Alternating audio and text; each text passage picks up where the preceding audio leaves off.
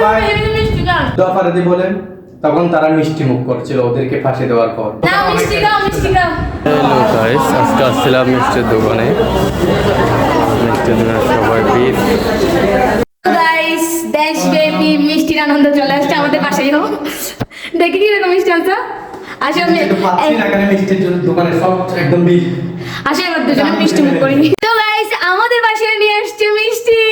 Yes, মিষ্টি মুখ করো। হ্যালো গাইস, আসসালামু আলাইকুম। আপনারা সবাই অনেক অনেক ভালো আছেন। আজকে ঈদ মুবারক সবাইকে। ঈদ মুবারক, মিষ্টি মুবারক। মিষ্টি মুবারক সবাইকে। হ্যাঁ, এমন একটি সময় ছিল, আজকে 16 বছর ধরে আমাদের উপর নির্যাতন নিপীড়ন চালিয়ে গিয়েছিল বাংলাদেশ আওয়ামী লীগ। আমাদের নেতাদেরকে যখন ফাঁসির মঞ্চে ঝুলাইছিল, ফাঁসি দিয়েছিল রাজাকার বলে, হ্যাঁ, যোদ্ধাফারেদি বলেন, তখন তারা মিষ্টি মুখ করছিল ওদেরকে ফাঁসি দেওয়ার পর। তখন আমরা শুধু কান্না করছিলাম, জায়নামাজে বসে বসে শুধু আল্লাহর কাছে কান্না করছিলাম, জায়নামাজে সিজদা দিয়ে শুধু আল্লাহর কাছে একটাই দোয়া করছিলাম, আমাদের এই দিনটা কখন আসবে। আলহামদুলিল্লাহ আল্লাহ আজকে সেই দিনটা আসছে। ছাত্রদের আন্দোলনের মাধ্যমে হ্যাঁ, অনেক শুরু করে আজকে আমরা সবাই সাধারণ মানুষ থেকে শুরু করে রিকশাওয়ালা থেকে শুরু করে সবাই এই উল্লাস করতেছে। এই স্বৈরাচার সরকার, আওয়ামী সরকার শেখ হাসিনাকে পতন করেছেন আলহামদুলিল্লাহ। তো আজকে আমরা মিষ্টি মুখ করব। আসলে আমরা মিষ্টি মুখ করি। তো গাইস, আমরা এখন কারণ আজকে ঈদ মুবারক, মিষ্টি মুবারক। তো আজকে আমরা মিষ্টি খাবো, কেননা গাইস মিষ্টির দোকানে মিষ্টি সব খালি, একটা মিষ্টি পাচ্ছে না। মিষ্টির দোকানে গেছিলাম, সেখানে অনেক ভিড়, অবশেষে মিষ্টি পেলাম 1 কেজি। আমি বলছি দাও, যা আছে তা দিয়ে দাও। আমার এই মিষ্টিগুলো পছন্দ হয় না, এগুলো মজা হবে। আজকে সবাইকে ঈদ মুবারক, মিষ্টি মুবারক। তো এই মিষ্টি আওয়ামী লীগ সরকারের না, মিষ্টি খাও, মিষ্টি খাও। বিসমিল্লাহ। মিষ্টি মুবারক সবাইকে। সবাই বেশি মিষ্টি খান। আজকে সবাই মিষ্টি খান। খুশির দিনে মিষ্টি দিয়ে দাও মত হয় না। আজ থেকে বাংলাদেশ একটা ছাত্রদের অনেক অনেক রক্তের বিনিময়ে আজকের এই দিনটা আসছে।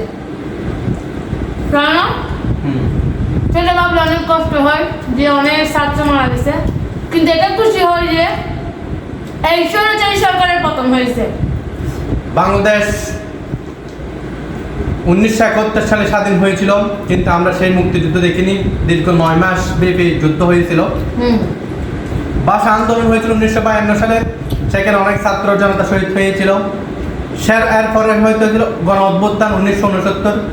এগুলো আমরা কোনো কিছু দেখিনি, কিন্তু 2024 সালের শেখ হাসিনা সরকারের আওয়ামী বাহিনী, পুলিশ বাহিনী, বিডিআর, র্যাব দিয়ে বাংলাদেশের ছাত্রদের উপর যেভাবে দমন পীড়ন চালিয়েছিল, হাজার হাজার ছাত্রদেরকে শহীদ করেছিল। এই শহীদদের রক্তের বিনিময়ে আজকে আমরা বাংলাদেশ নতুনভাবে স্বাধীন পেয়েছি। এটা আমাদের জন্য স্মরণীয় হয়ে থাকবে। তো সবাই যার যার অবস্থান থেকে মিষ্টি খান বেশি বেশি। আজকের দিনে সবাই উদযাপন করুন ইনশাআল্লাহ সুন্দর আগামীর জন্য। আমাদের ছাত্র সমাজ, ছাত্র সমন্বয়ক যারা, ওরা যেভাবে সিদ্ধান্ত নেবে আমরা সকলেই এই সিদ্ধান্ত মেনে নিব।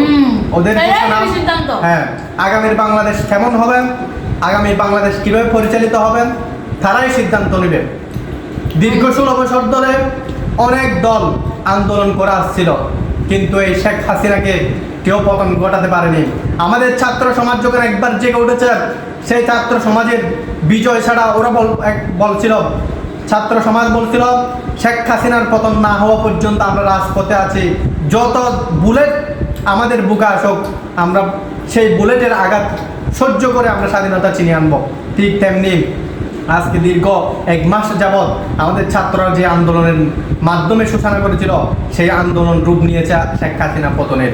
তো আল্লাহর কাছে এটাই শুকরিয়া, আল্লাহর কাছে আমাদের ছাত্র ভাইরা 1 মাস ব্যাপী যে সকল ছাত্র সহ যারা যারা শহীদ হয়েছে তাদের আত্মার মাগফিরাত কামনা করছি।